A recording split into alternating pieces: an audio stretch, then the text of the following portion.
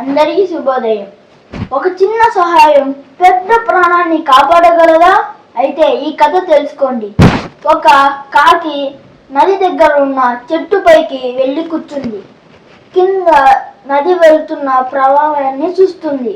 అప్పుడే చీమ, నదిలో కొట్టుకుంటూ వెళ్తున్న చీమ చూసి తన ప్రాణాన్ని రక్షించుకోవాలని చీమ తపన పడుతున్నప్పుడు కాకి చూసి దానికి ఏదో ఒక సహాయం చేయాలని పక్కనున్న కొమ్మకి ఆకు తీసి నీళ్ళలో వేసింది. ఆ చీమ ఎక్కి నది ఒడ్డుకున్న వెళ్ళింది. అది చీమ కాకి కృతజ్ఞత చెప్పింది. కొన్ని సంవత్సరాల తర్వాత కాకి ఒక చెట్టుపైకి కూర్చోనుంది. అప్పుడు వేటగాడు తన విల్లుని గురి పెట్టాడు.